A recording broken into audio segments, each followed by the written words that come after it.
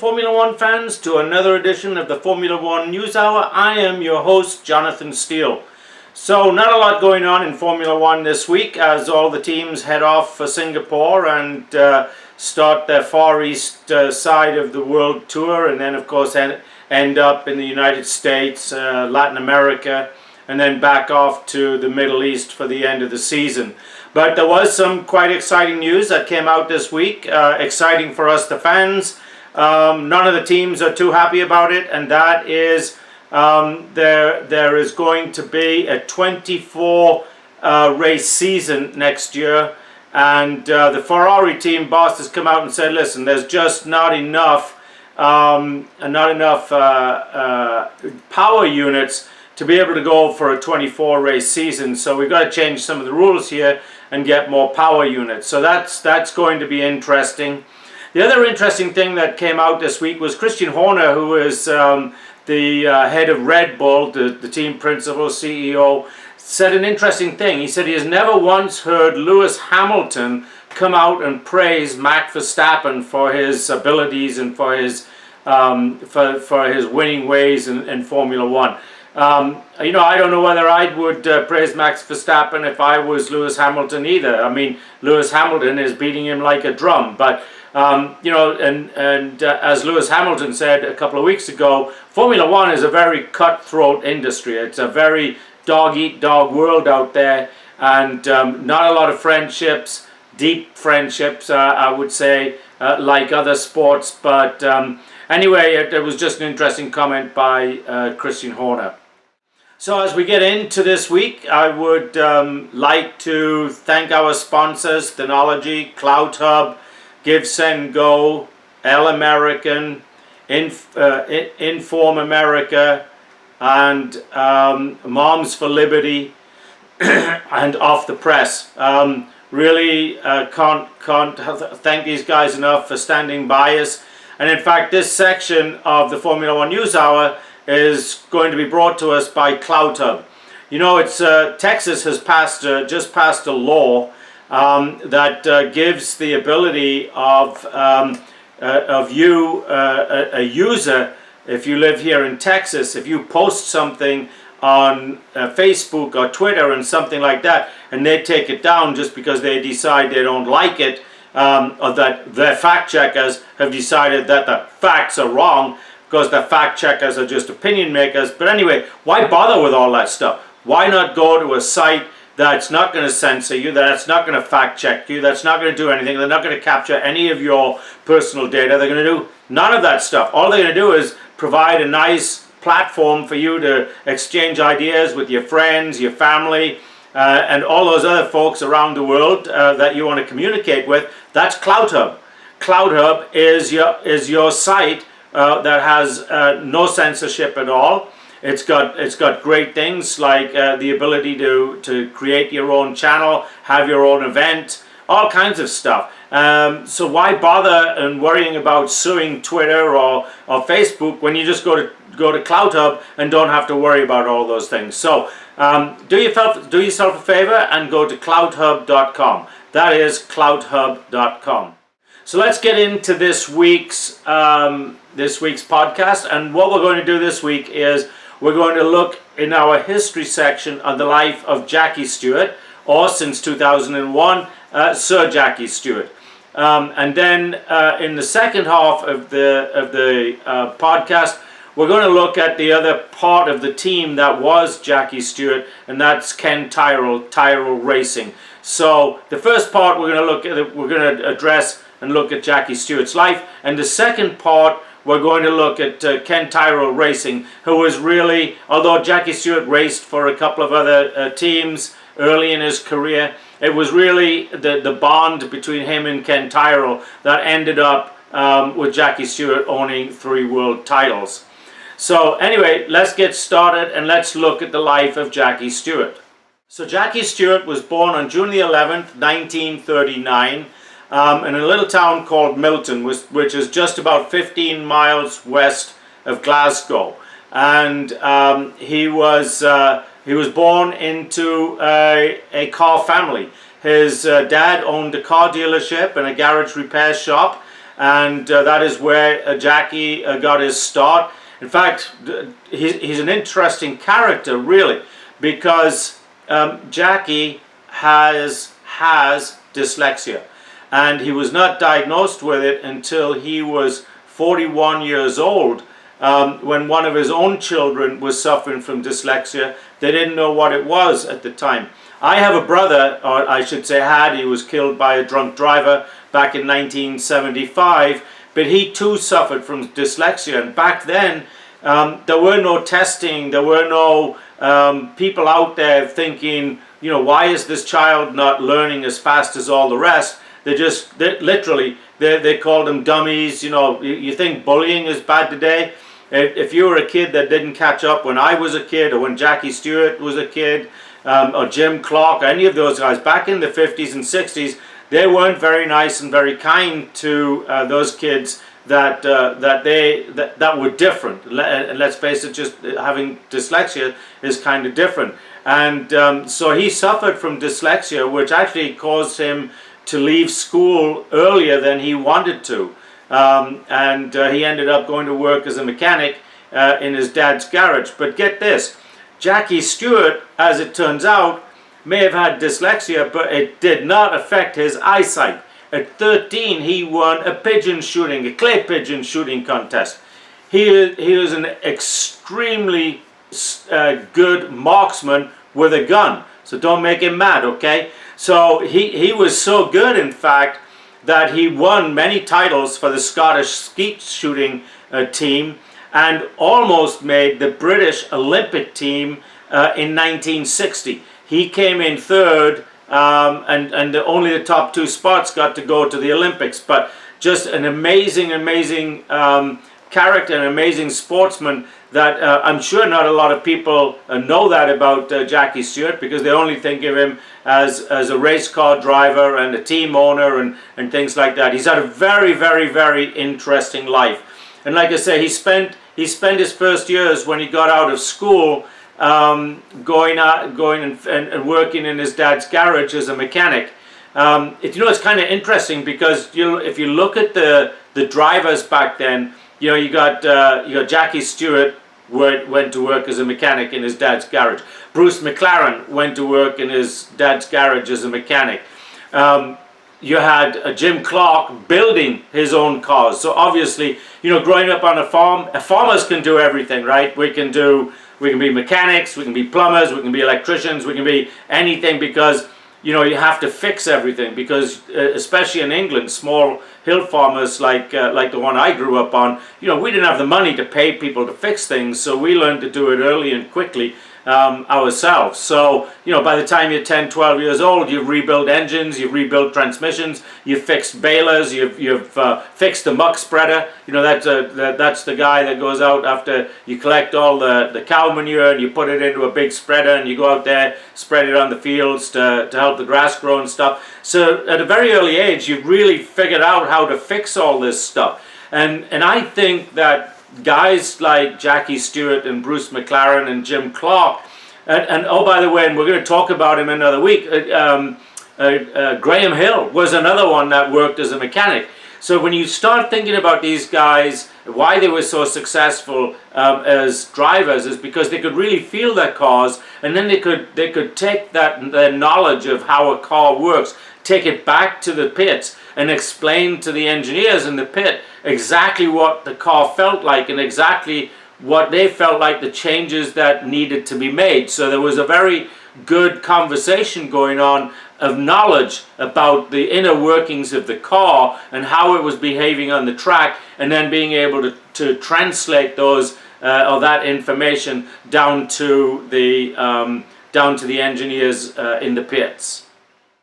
So as I mentioned at the onset of this podcast, there was a very close relationship between Ken Tyrrell and Jackie Stewart. And so how it got going was that there was a little competition, a little race going on at one of the racetracks down in the south of England. In fact, the track where Bruce McLaren was killed, which was Goodwood down in the south, in Sussex in the south of England.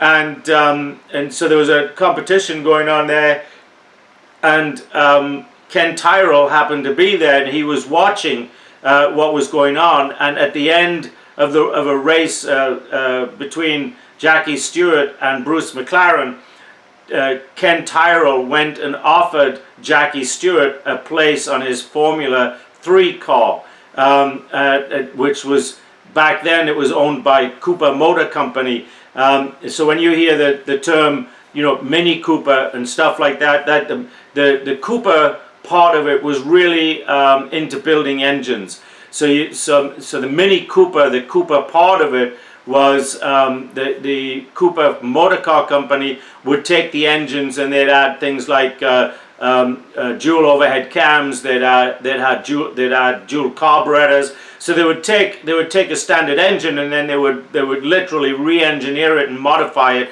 to get a lot more horsepower and brake horsepower out of it. And so Ken Tyrrell was actually managing the Cooper Motor Company car for the Formula 3, and was so impressed by Jackie Stewart. I think this was about 1961 actually, and he was so impressed that he went in and met Jackie Stewart and offered him a drive in his Formula 3 cars.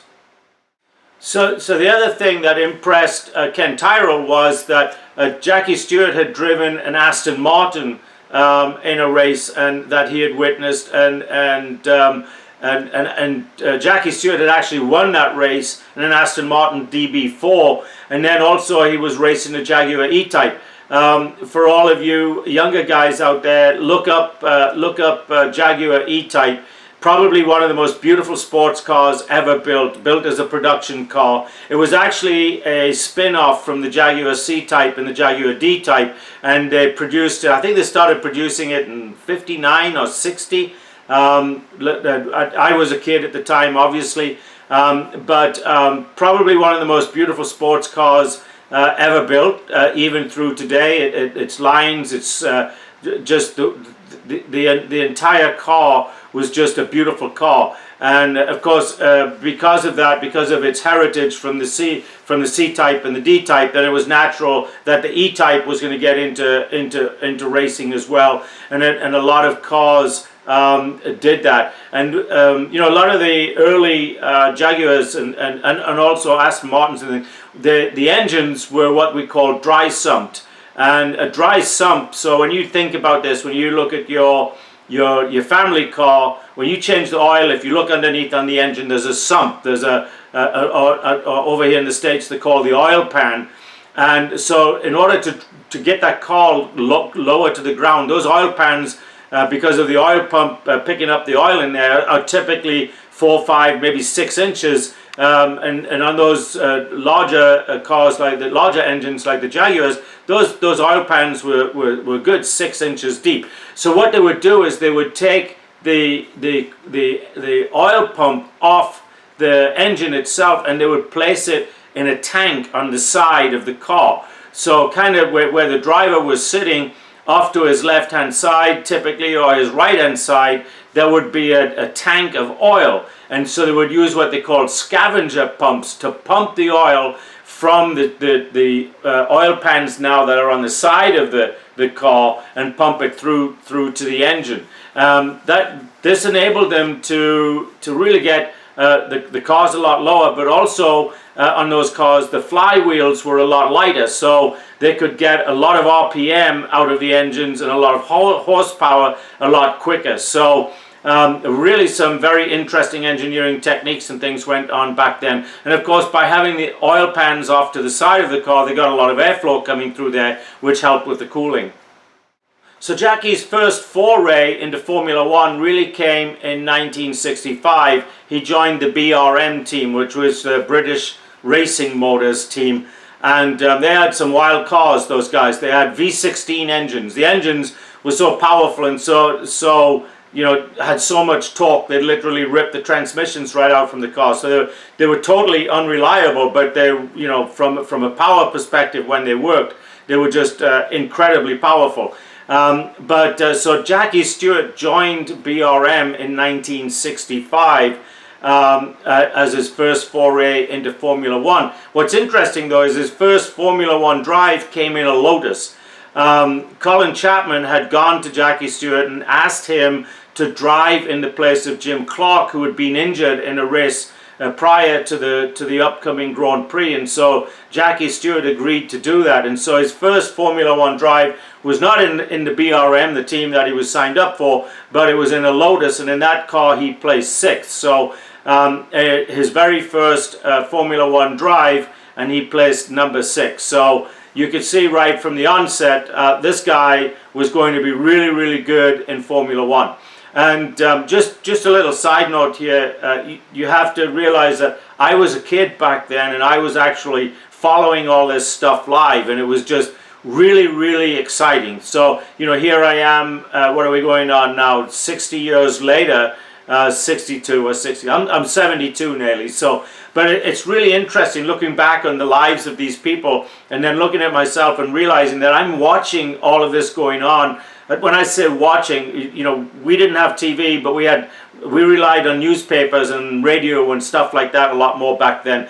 But it's really interesting when I read about this stuff now, and I'm reading what I remember happening at the time. So it was, you know, just great stuff. You know, as I mentioned before, I was a really big Jim Clark fan, and so, but still, you know, these guys had great rivalries going.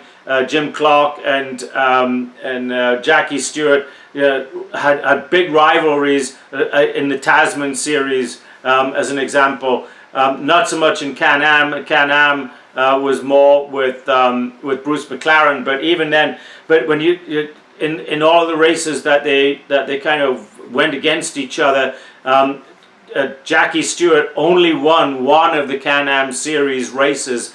Not Can-Am, sorry, Tasman series races, and that was the New Zealand Grand Prix.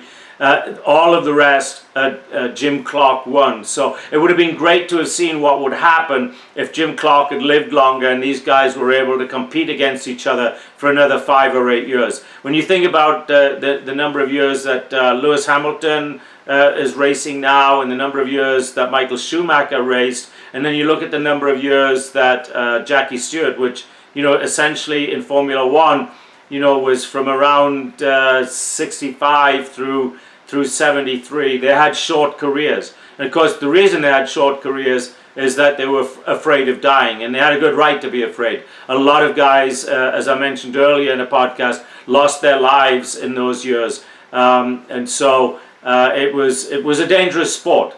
And not that it isn't dangerous today, but compared to yesteryear, I mean, the cars today are so much safer. And Jackie Stewart played a big part in that. Jackie Stewart was really one of the foremost guys into making cars safer. He recounts in his biography the fact that, you know, he had a crash. I think it was in Germany, and a couple of other drivers, I think Graham Hill was one of them, that at the Nuremberg track had crashed as well. But Jackie Stewart was actually trapped in his car, and gasoline was pouring into the engine compartment, and he couldn't get out. And after that race, he started taping a spanner, in the US we call them a wrench, but he taped a spanner to the steering column should he need it to help himself get out of the car in the event that it got wrecked. And in the case where he was trapped, fortunately, the 2 other guys that had also spun off and crashed were able to get there and help him. But, you know, the guys drove with a lot of fear back then. And, you know, the older you get, you know, especially when we're in our 20s, we just think, you know, it doesn't matter, we're not going to die, doesn't matter what we're going to do. But then we get into our late 20s and early 30s, and especially if we get married and start having families, then we start thinking about that we need to live. We need to live not for us, but for our families and stuff like that. And so that's why back then a lot of the guys cut their careers short, just because of the fear of dying. In fact, Jackie Stewart never actually raced the last race of his career because Francois Servotte, the French driver, had been killed in practice for that last Formula One. Jackie Stewart had already won the Formula One championship that year. That was 1973, I believe. And in 1973, he'd already run it. They were coming up for the last race of the season. and Francois died in practice, and Jackie Stewart just didn't show up for the race, didn't need it to win the championship. He had already decided at the beginning of that year in 1973 that he was not going to race after that, and so it's sad. It's kind of a sad way that he ended his career. You would have liked to have seen him gone out and driven and won that final race of his career. He won the Formula One championship, which, by the way, he won 3 times. So I believe that he won in 69, 71, and 73. And in the years between, he came twice. He was runner-up twice. So in 5 years, he won it 3 times, and he was runner-up twice. So you've got to think, really a formidable driver in his time. And probably, if he'd gone on and decided to stay racing, maybe he would have won more championships. But we'll never know.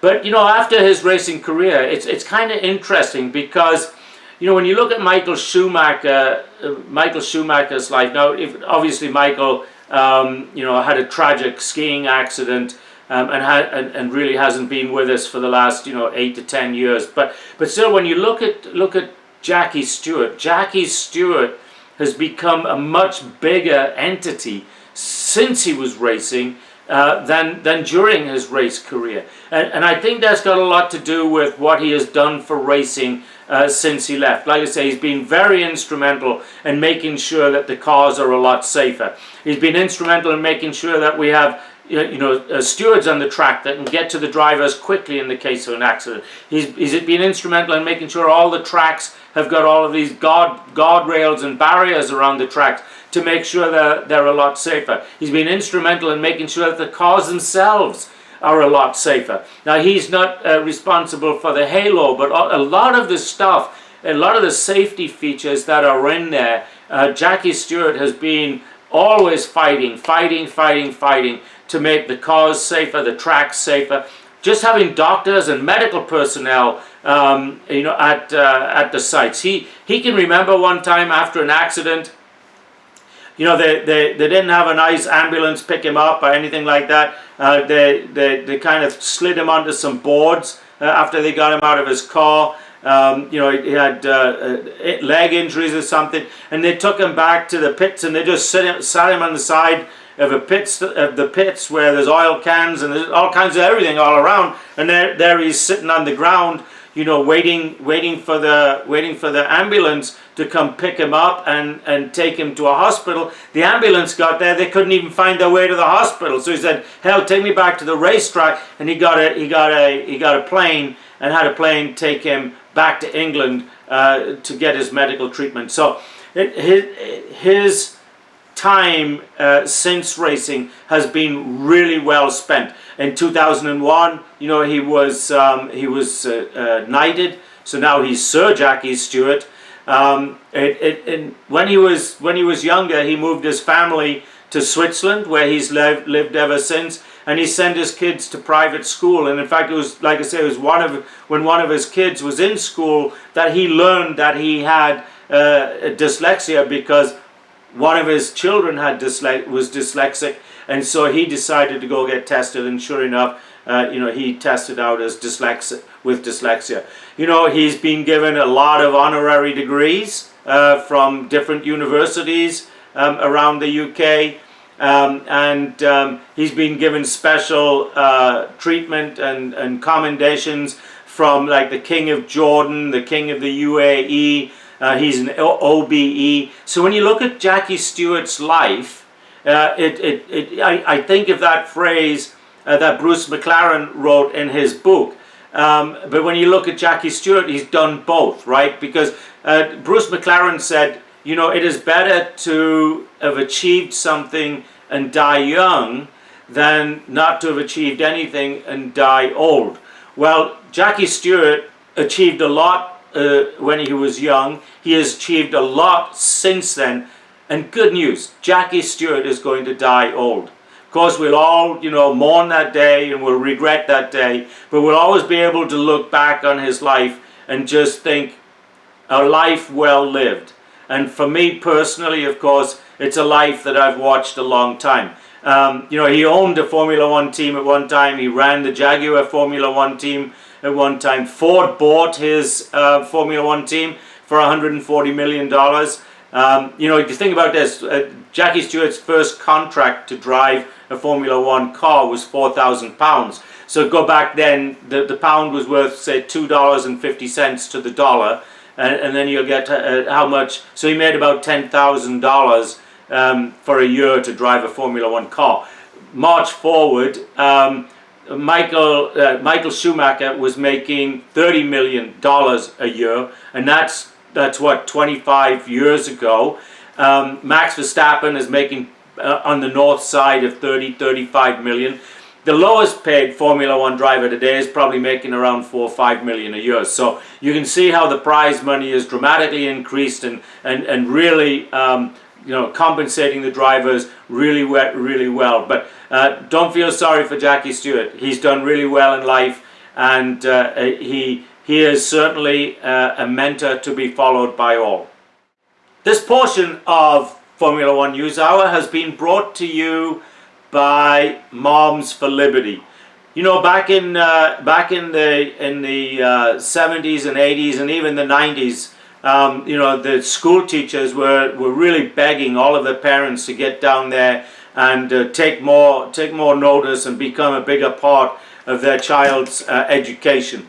Today it's the opposite. The school boards and the teachers don't want their parents involved at all. Now, why would that be? Well, because let's face it, folks, they've gone woke. They want the children to learn about transgenderism. They want the children to learn about what is their sexuality at 8 years old. They want them to learn about all of the things that are totally a waste of time when you're 8 and 9 and 10, 11 years old, instead of teaching them math and arithmetic and English and science. Well, Moms for Liberty is out there trying to reverse that trend. They are out there trying to get parents involved in the school, involved in their child's education, and also get them elected to school boards, to where we can get the school boards back on track and have all of these kids being taught the things that they're going to go to school for. You know, while in Japan and China and all of these other countries, you know, they're teaching them to be great mathematicians or great English writers or whatever language they're in, teaching them to be great writers or teaching them to be great scientists or physicists. We're trying to teach ours, you know, the most important thing on earth is, you know, to really respect this person because they're gay or they're lesbian or they're transgender.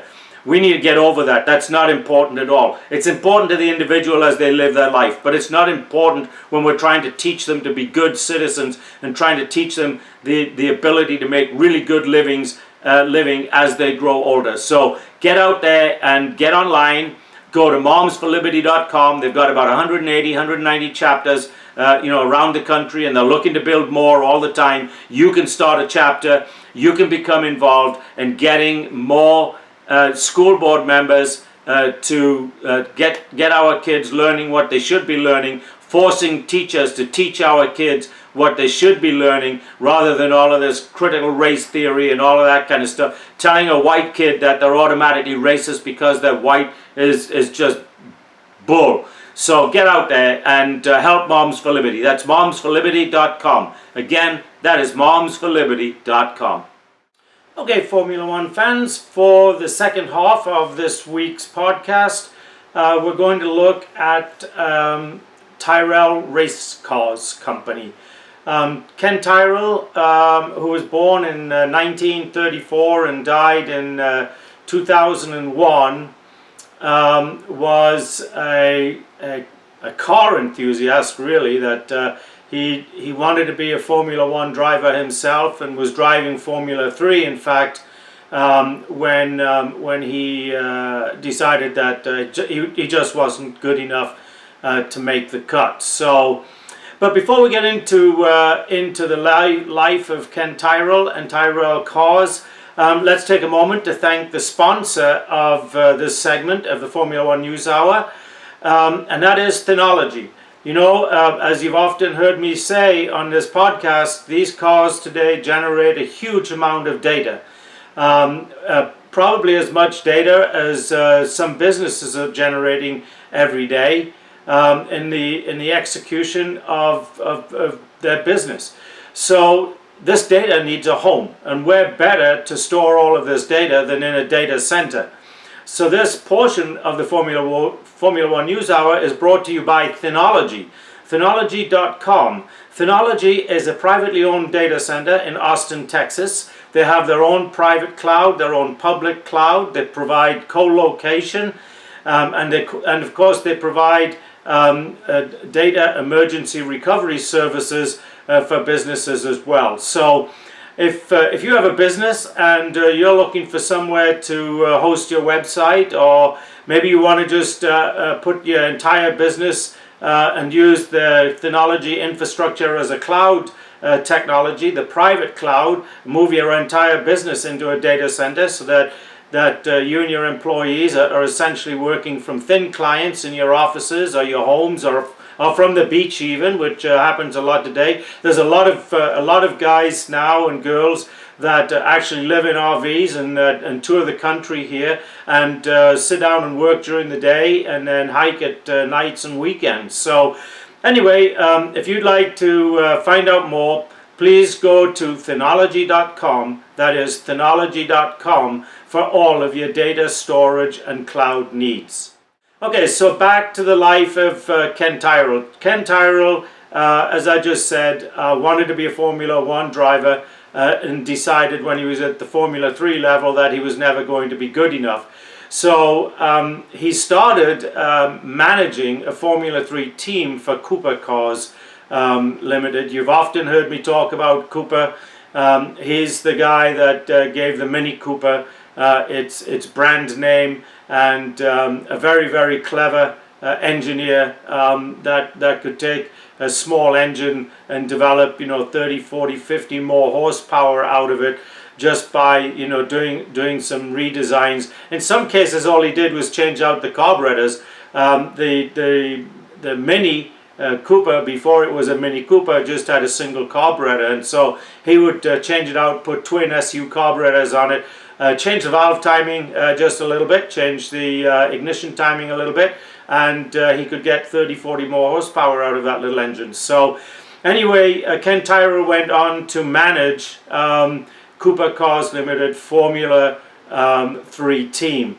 And it was during this time that he provided three guys their first ride in single-seater race cars. One was John Surtees. You've heard me mention John Surtees before. He was one of those groups of drivers that was incredibly clever in the 60s and 70s. In fact, he was a motorcycle 200cc champion, race car champion. And he got his first ride in a single-seater car from Ken Tyrrell. Another one was Jackie Ickx. Jackie Ickx, he's not a real household name, but to those of us who followed Formula One back in the time, and not just Formula One, because Jackie Ickx also drove drove Le Mans cars, Le Mans 24 Hours, Sebring. He was like a lot of the drivers back then. He raced in many different cars and many different car series. So there's Jackie Ickx, but probably none brought Ken Tyrrell more fame and success than of course Jackie Stewart. Jackie Stewart got his first ride in a Formula 1 3 car thanks to Ken Tyrrell. It would be a couple of years, in fact it would be 3 years in fact, before the two formed a long-standing bond. And during that time, Ken Tyrrell actually went on to manage the Formula 2 team for BRM. So during the years of 66, 67, and 68, he was very instrumental in making BRM a household name in the racing world as well. BRM was another one of those companies that was successful in Formula One racing, and of course, as you can probably tell, they'll be on one of our future broadcasts coming up. But a lot of really interesting things. You know, these are the days. This is where the color British Racing Green came from. All the Formula One cars back then, in the early 60s especially, were all British Racing Green color. And BRM was very famous for that. They probably made the green color more famous than anyone. Maybe Lotus had a little bigger say, but it was Colin Chapman that actually changed all that when he started selling advertising on the Lotus cars to cigarette companies and things like that. And so then they started changing the colors of the cars to whatever the company sponsoring them, whatever the company colors were. So, you know, in the early days of Formula One, and probably the most famous Formula One car of all time was the John Player Special car coming out of Lotus. But anyway, back to Tyrrell motor cars. So Ken Tyrrell hired a guy called Derek Bernard to be his chief designer, and that was probably between that and Jackie Stewart, those are the two most critical hires, teammates that he could ever have brought on board. Derek was actually a transmission specialist who he was into designing four-wheel drive cars and race cars at that time, and of course they've never really taken off, but other than in rallies and all that kind of stuff. But in the Formula One world, we just haven't seen it. It's been tried, but we just haven't seen it. So anyway, he became Ken Tyrrell's chief designer, and he really understood the importance of chassis design. If you remember, we talked about that when we talked about the life of Colin Chapman. He was another guy that really understood. In fact, he was the guy that brought in the monocoque chassis and all that kind of stuff through the years. But so Derek Bernard Derek Gardner also understood the importance of chassis design. And so in '69, that was when the first Tyrrell Formula One cars came into being, and the partnership forged by Jackie Stewart and Ken Tyrrell and Derek Gardner was really amazing. The success that they had won in a short period of time was probably next to none, and probably you've never seen since in Formula One. You've never seen such an importance of driver, car manufacturer and designer all coming together and dominate like they did during those 5 years between 69 and 73, 74. And it's interesting because after Jackie Stewart left the Ken Tyrrell team, he retired actually because he just decided it was time for him to retire, given the dangers of auto racing at that time. Really, the next few years, you never really saw any great successes coming out of the Tyrrell motor cars. They did have a flash of glory in 1976. In 1976, they did a first in Formula One, and it's never been repeated. And that is, they built a 6-wheel Formula One car. And so they had 4 wheels on the front and 2 wheels on the rear. What's really interesting was the 4 wheels on the front were only 10 inches in diameter. So they were really small wheels. And so getting a tire manufacturer to produce those tires was really the challenge that faced Tyrrell, and was really the reason that the car was discontinued, because Goodyear, the company that was building the tires for them at the time, just didn't want to spend their time and energy doing that, because they were facing stiff competition from Firestone and Pirelli and Michelin, although not so much Michelin, but certainly Firestone and Pirelli to be the tire supplier manufacturer for the not just for the Formula One series, but for a lot of the saloon car and rally series, the Indy 500 series, the IndyCar series over here in the States, and there was another series that was here for the kart, I think it was, Penske and those guys formed in the 80s. That was kind of a competitive league to Indy Racing League. So it was short-lived, but that's another story. Anyway, so and the real there was a lot of growing pains for Ken Tyrrell as he was going through the years after. And even to a certain extent with Jackie Stewart, they had formed a partnership, a sponsorship deal. Well, it was really where a company called Matra was putting money into, a French company, putting money into Tyrrell motor cars. And they had designed and developed a V12 engine, and they wanted, of course, Tyrrell to put that V12 engine into their car. And of course they were doing that, but the engine and I believe this was in '72, which was the year after that Jackie Stewart had won the championship. And so this actually caused a lot of friction internally because the engine could not perform as well as the Ford Cosworth V8, and Jackie Stewart wanted the Ford Cosworth V8, and of course Matra was wanting them to use the V12. So what happened was, in the background during that year, Ken Tyrrell went on to building, the car that Jackie Stewart would race and win his final Formula One championship in for '73, and that was the Cosworth powered Ford Cosworth powered car. And so they built that car in secret, and at the end of that year they broke away from Matra. Now the problem for just breaking away, of course, was that Matra was not just supplying the engine, they were supplying a lot of money.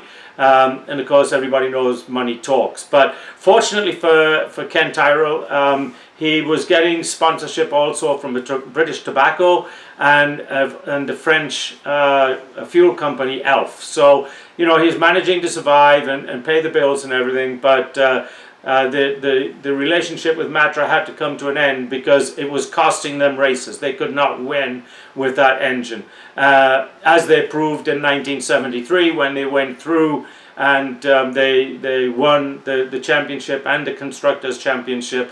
So that was like 3 out of 5 years they'd won it, and then 2 years they were runner-up.